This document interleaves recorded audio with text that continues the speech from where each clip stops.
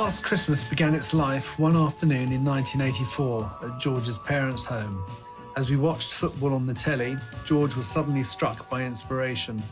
He quickly sketched out a chorus and verse on his keyboard upstairs, but with the addition of some tinkling synths and, of course, sleigh bells. It was an extraordinary moment hearing it, Christmas distilled, you know, in its essence there. Its essence made music, made audio. Yeah, remarkable. Now I know what a fool I've been, but if you kissed me now, I know you'd fool me again. Boys and girls, this is your new classmate, Yorius Panayotou, pronouncing his name phonetically. I'd like someone to take care of the new boy, she said. Someone sensible, please. And I put my hand up immediately. I'd never had a new boy before, and I thought, excellent, this, could be a bit of fun here. And, we became very, very firm friends very quickly. I used to teach you. Hi. Chris Smith. Technology. All the best. We discovered we had a similar sense of humour, and we discovered we had music in common, Elton John in particular, and Queen. So that was a point of, mutual reference, if you like. I suppose when we were 14, we started recording spoof radio shows in George's bedroom at his parents' home in Radlett. When we were a little older, we discussed forming a band. Our first band was The Executive. This is the Scout Hut, where The Executive played their first live gig.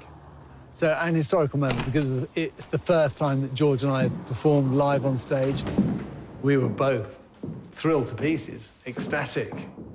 Where were you standing?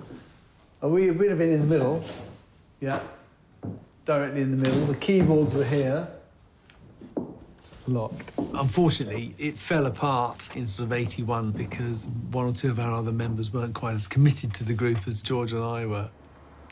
We just continued songwriting together. This is 73 Chiltern Avenue. We recorded the initial Wham demo, the demo that composed of Wham rap, half of Club Tropicana and even less of Careless Whisper. Did that in the front room there. Why are you videoing outside my house?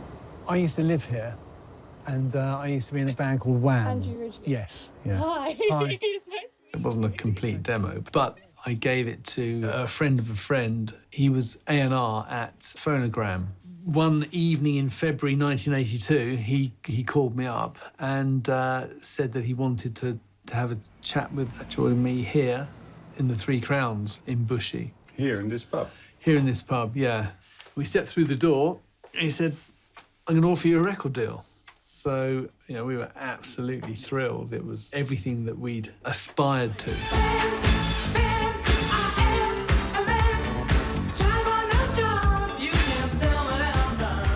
Wham was the expression of our friendship, the humour, the vitality, the exuberance of youth. It was about us as youths, and it represented the optimism and the drive and the aspiration of youth and the limitless horizons of youth.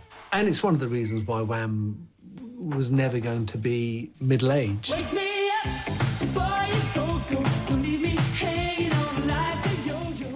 It wasn't going to be us in our 50s. And it was apparent to us both that he was a much better songwriter. He would inevitably one day have to go beyond Wham to fully exploit his songwriting potential. Backstage, Wham had a message for the thousands of fans who couldn't be at Wembley. We'd love to have seen everyone off personally, but can't do it. With no regrets about splitting up. So a huge thank you to everyone, not only today, but for the last 4 years. Now, after 4 thrilling years, our time together was over. George smiled and embraced me, resting his head upon my shoulder one last time before we took our final bows.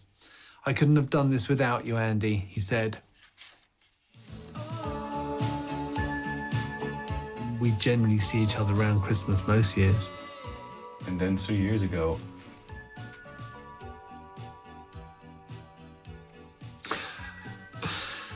Yes. The fact that it happened at Christmas was a most unwelcome surprise. At 53, it's a young age. and every Christmas you will be remember. It's difficult not to remember him at that time of year without sadness, but that I try and turn my thoughts to happier times. He gave the best of himself, and the best of himself was his music. There was always an element of hope in his music. I know that he would want to be remembered for the pleasure and the joy that his music brought, and I think people should definitely listen to his music with that in mind.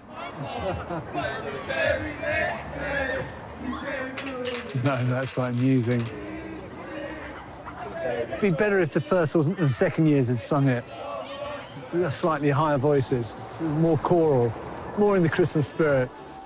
That was more like a football chant, that one.